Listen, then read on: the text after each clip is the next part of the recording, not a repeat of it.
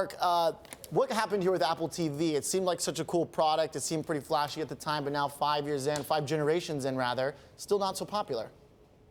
It really comes down to the content and the gaming integration and the operating system, basically all the core facets of the product. The content has just not been there.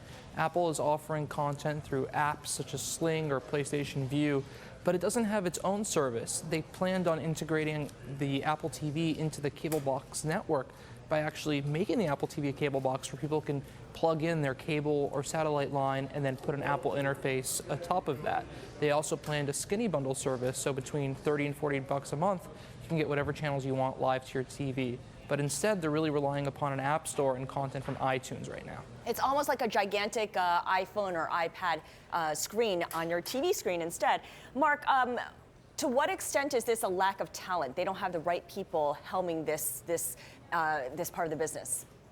Well, the content really comes down to the negotiations. Who are the people negotiating these deals? Why aren't they getting done? It seems to be a consistent theme that Apple's not able to get video or movie or TV show content deals done with the cable networks. If you remember, over 10 years ago, when Apple negotiated with the carriers, they got it done big time with the iPhone. They totally upended the wireless carrier industry, turning the rule over the phone networks back to the consumer, back to the owner of the handset.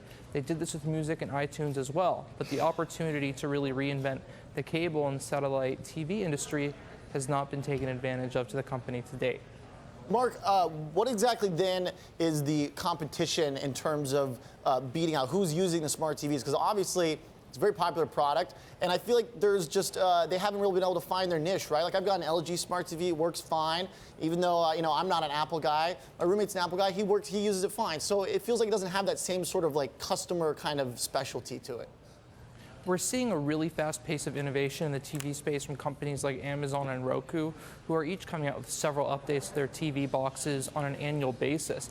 Apple first announced the product in 2006, and there's only been a couple of overhauls since then. So the pace of innovation by Apple in the TV space has actually been very slow.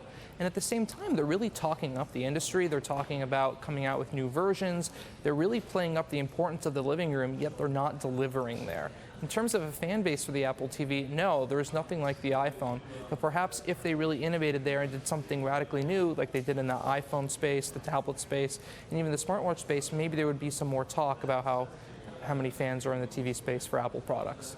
Mark, talk a little bit about how finances play a role in this, because obviously Apple very concerned with maintaining its margins, preserving its margins. That's something we always focus on when we're breaking Apple's earnings. And doing Apple TV the way the company wants to would mean perhaps thinner margins. Is that something Apple's willing to live with?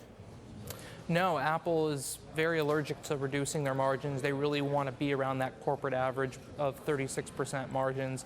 Used to be a little bit higher, but they like to stay in that ballpark, and they really own that on the Mac side, the iPad and the iPhone.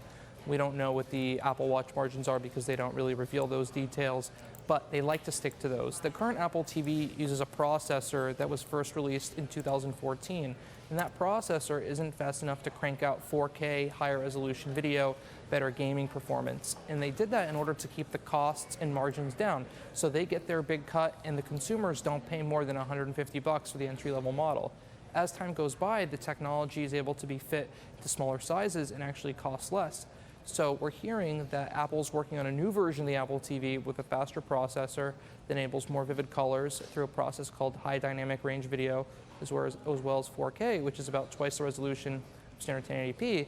And they'll likely be able to do this at a lower cost to themselves and the consumer, benefiting both parties.